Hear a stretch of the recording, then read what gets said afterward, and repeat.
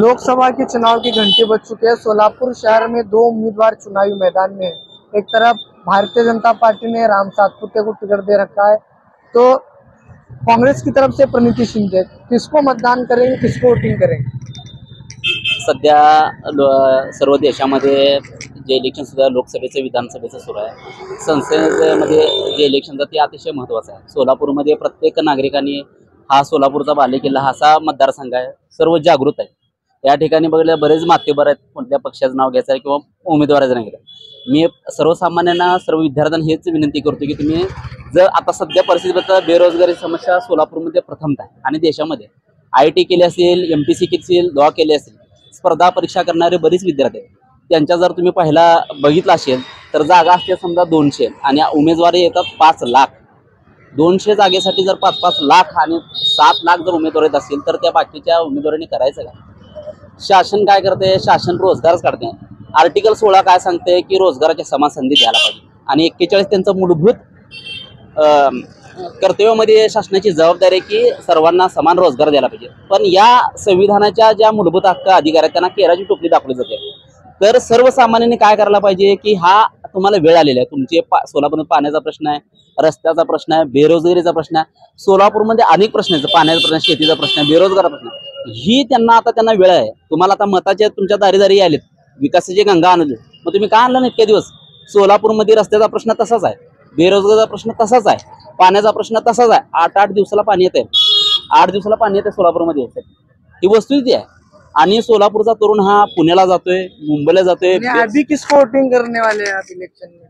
नाही, मीच नाही तर सर्व तरुण आणि हे जे आहेत ना, जो काम करणार आहे, जो काम करणार त्यालाच मतदान करणार, जे काम करणार त्याला आम्ही घरी बसवणार आहे।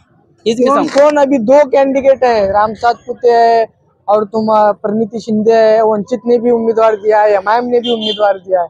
किसको वोटिंग करने वाले? नाही, आता तसं नाही आम्ही सांगू शकणार कोणाला मतदान। हे गुप्ततेचे मतदान आहे। आताच आम्ही जाहीर आम्ही कोणाला देणार की आमचा तो राईट आहे, ते तुम्ही आम्हाला बांधील की नाही, तुम्ही ह्यालाच करा त्याला, तो माझा राईट आहे ना।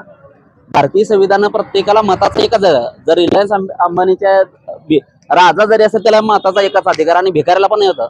त्या दुरीच्या आधारे आम्ही आहे ना, जे काम करणार नसेल त्याला बरोबर आम्ही खाली बसवणार आहे, त्यांना घरचा आहार दाखवणार आहे। आणि हे मीच नाही, प्रत्येक सोलापूरचा सुज्ञ नागरिक ही वेळ निश्चितपणे दाखवणार आहे। त्यामुळे मतदानच्या वेळेस आम्ही योग्य इशारा देतो की त्यांनी जागृतीने काम करावं।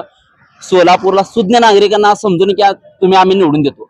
सोलापूरचे सुज्ञ नागरिक आहेत, तुम्हाला बरोबर चपराक दिल्याशिवाय राहणार नाही आणि सुज्ञ उमेदवाराला निवडून देतील। ॲडव्होकेट विल्सन फुलझळके बोलतो। सध्याची जरी परिस्थिती पाहता विकास असा काही दिसत नाहीये, पण पाहायला गेलं तर सामाजिक क्षेत्रामध्ये आणि ज्या काही भूमिहीन लोक आहेत त्यांना अजून काही त्यांना हक्काच्या जमिनी मिळालेल्या नाही। मला कोणाला मतदान करायला पाहिजे? माझं मत आहे की आमचे जे मित्र आहेत ॲडव्होकेट विक्रम कसबे, हे एक चांगले सामाजिक आणि एक वकील आहेत आणि ते समाजासाठी लढत आहेत। माझं मत आहे की त्यांना मतदान केलं तरी बहुसंख्य लोकांनी त्यांना मतदान करून निवडून द्यावं।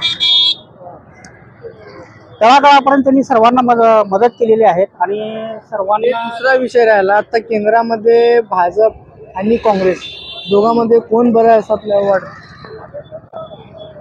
सध्या तरी मी सांगू शकत नाही, कारण सध्याची परिस्थिती बघितली तरी सध्याला विकास असा काय म्हणावं काही दिसत नाहीये। सध्याला जे भाजप जे म्हणतात त्यांनी विकास केला म्हणतात, पण असं दिसून येत नाही। काँग्रेसची कारकिर्दी बघितलं तर त्यांनी त्यावेळेला काय तेवढं काय। तुम्ही कोणाला मतदान करणार?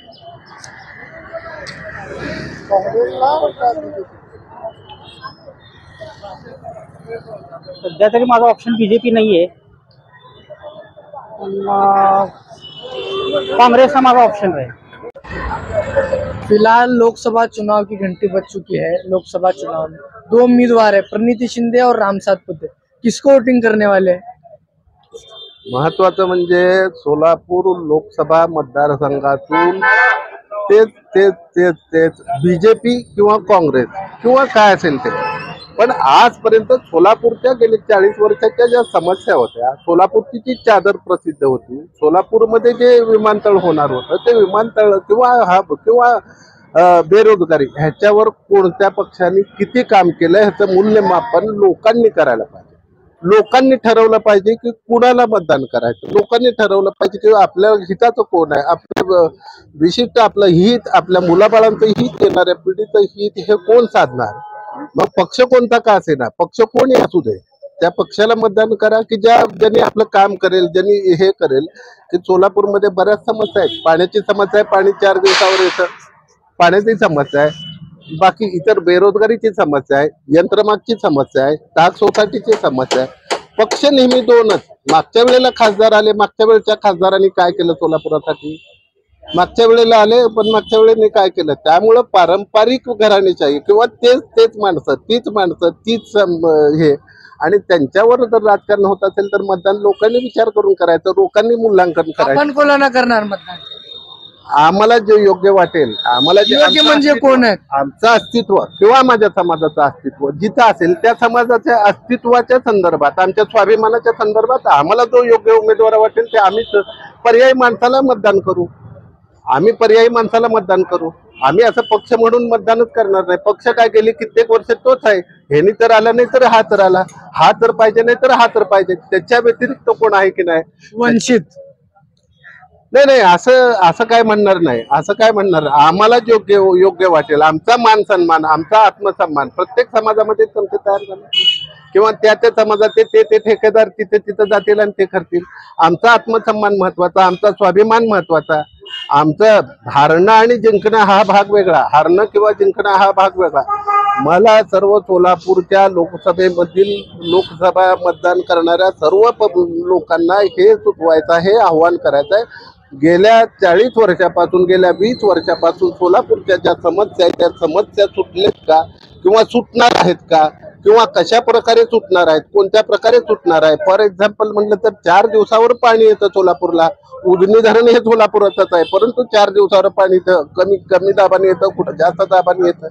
ह्या ज्या समस्या आहे, रोजच्या जीवनाशी निगडीत असलेल्या समस्या कोणता पक्ष, कोणता नेता सोडवत आहे त्याचं आत्मपरीक्षण करून त्या मतदारांनी त्या उमेदवाराला मत द्यावं.